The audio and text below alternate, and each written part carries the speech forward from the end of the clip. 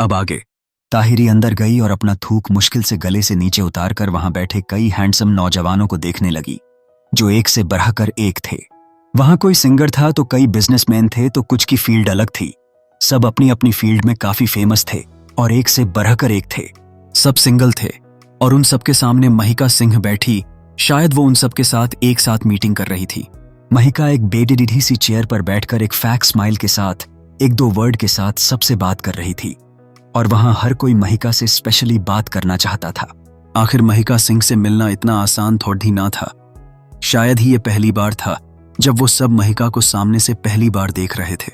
उन्होंने सिर्फ उसके बारे में सुन रखा था, क्योंकि महिका ने कभी किसी से मिलने में कोई दिलचस्पी नहीं दिखाई थी, और जब तक वो ना चाहें तो कोई उसे देख भी नहीं सकता। मिलना तो बहुत दूर की बात थी। हर कोई महिका से एक बड़ी ही सी स्माइल के साथ बात कर रहा था, और महिका भी उनका ना चाहते हुए भी जवाब दे रही थी। ताहिरी का ये सब देखकर मुंह खुला का खुला रह चुका था। उसने युवराज और वैभव के पास जाकर बोली, आखिर ये हो क्या रहा है? आखिर ये किस चीज की मीटिंग है? युवराज ने परेशानी से कहा, मैं नहीं जानता। अचानक से बॉस ने कल ऑर्डर दे दिया कि उन्हें इन सबसे एक साथ मिलना है। मैं नहीं जानता आखिर उनके दिमाग में क्या चल रहा है। ताहिरी ने हैरानी से महिका को देखा। फिर उसे कुछ याद आया। उसने हैरानी से कहा, कहीं मही अपने लिए कोई लड्ढका तो पसंद नहीं कर रही जिससे वो शादी कर सकें? आखिर वो बूढ़ा मही पर दबाव जो डाल रहा है आजकल शादी के लिए, लेकिन ये कैसे हो सकता है? वो तो किसी और से प्यार करती है, तो ये कैसे अपने लिए कोई लड्ढका देख सकती है? लेकिन ऐसे सबको एक साथ बुलाकर क्यों अलग अलग भी तो मिल सकती थी। वैभव महिका को देखते हुए ताहिरी से बोला, शायद एक साथ मिलने का यही रीजन है कि उनके पास फालतू का टाइम नहीं है, तो उन्होंने एक साथ ही सबको बुला लिया। ताहिरी ने परेशान होते हुए कहा, अरे लेकिन कैसे? मही तो उस खड़ूस मेजर की है ना, तो वो शादी किसी और से कैसे कर सकती है?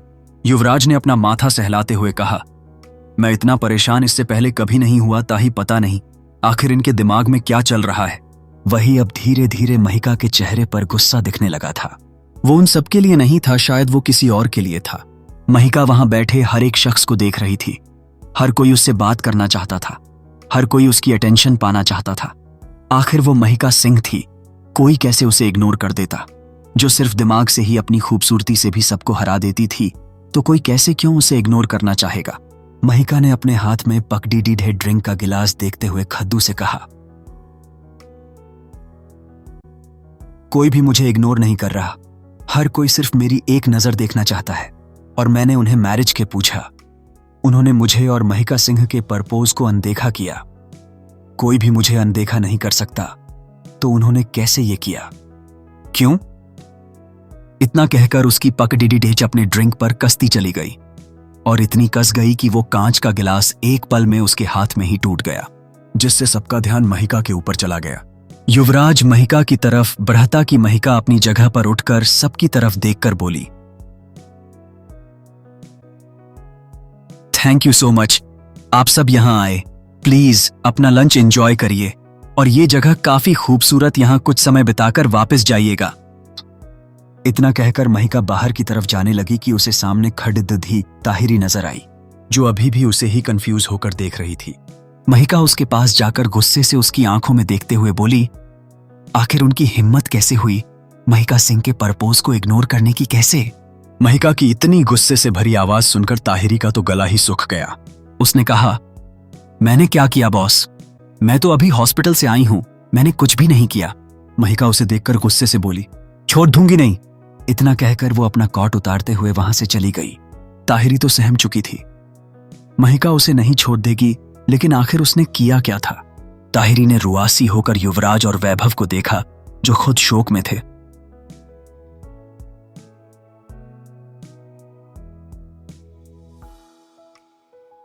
संजू के रिजॉर्ट में वहां का माहौल फिलहाल शोक से भरा हुआ था। आखिर महिका की शादी की प्रपोज वाली बात सब तक पहुंच जो चुकी थी।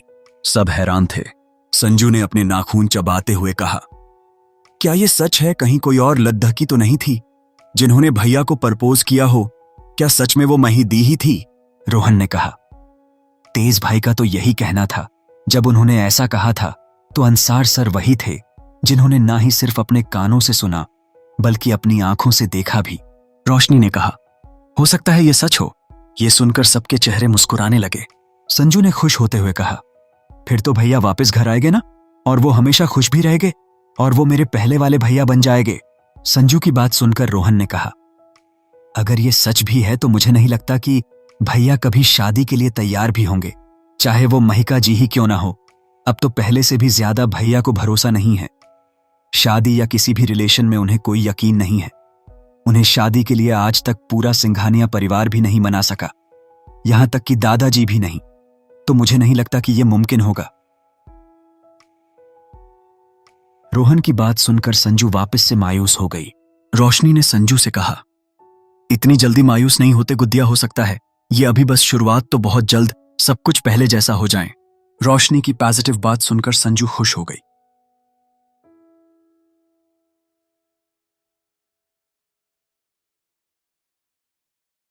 वही महिका के रिजॉर्ट में वहां का माहौल भी फिलहाल शोक से भरा था। आखिर अंसार ने उस बात को रोनित और तेज तक पहुंचा दिया था। तेज ने इस बात को अपने भाइयों तक पहुंचाया और रोनित ने ताहिरी तक। रोनित तो बस इस बात को कंफर्म करना चाहता था। उसे लगा कि ताहिरी को पता होगा, लेकिन जैसे ही उसने सुना वो तो सदमे में ही चली गई थी। किसी को यकीन नहीं हो रहा था कि आखिर महिका ने सच में आयान को सीधा शादी के लिए बोला था। क्या वो सब एक साथ कोई सपना देख रहे थे? ताहिरी अभी भी शोक में थी और युवराज और वैभव का भी यही हाल था। युवराज ने कहा, मुझे तो पता ही नहीं था कि बॉस मेजर आयान से यहां 2 बार मिल चुकी है। वहां वासु भी था जो बस उन सबके रिएक्शन को देखे जा रहा था। एक वही था जिसे कोई शोक नहीं लगा, बल्कि वो तो हद से ज्यादा खुश हो रहा था। चाहे महिका के दिमाग में कुछ भी चल रहा था, उसे तो ये सोचकर ही खुशी हो रही थी कि आयान उसका दोबारा जीजू बनेगा और वो उसे जीजू बुला पाएगा। वह उससे साथ ये जीजू आछूती था। तभी वहां कोई अंदर आया। युवराज ने अपनी नजरें उठाकर सामने देखा तो वो अपनी जगह से खड़िधा हो गया और एकटक उसे देखने लगा था। सामने एरिना खड़ी थी, वो भी उसे ही देखे जा रही थी। तभी उसने युवराज पर से अपनी नजरें हटाकर अपने साथ मौजूद सर्वेंटस को अपने बेग वही छोड़ने के लिए कहा और उन्हें जाने के लिए कहा। ताहिरी ने जैसे ही एरिना को देखा वो खुश हो गई, क्योंकि वो ही क्यों अकेले महिका के चक्कर में पागल हो। उसी ताहिरी खुश होकर एरिना को गले से लगाते हुए कहा,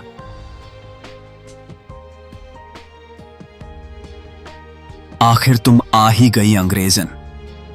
मैंने तुझे कितना मिस किया और मेरे पास तुझे बताने के लिए के नहीं, हजारों बातें हैं। एरिना ने हंसते हुए कहा, समझ गई मैं ताही, नहीं तो मैं गिर जाऊंगी। मैंने हिल्स पहन रखी है। ताहिरी ने उसके गले में अपनी बाहें डालते हुए कहा, अरे ऐसे कैसे, हमारा यूवी तुम्हें इतनी आसानी से गिरने थोड़ी ना देगा। इतना कहकर उसने एरिना को आंख मार दी और फिर उसने युवराज को चिढ़ाते हुए देखा, जो उसे ही अपनी आंखें दिखा रहा था। वासु जल्दी से आगे आकर ताहिरी को एरिना से अलग करके खुद एरिना के गले लगते हुए बोला,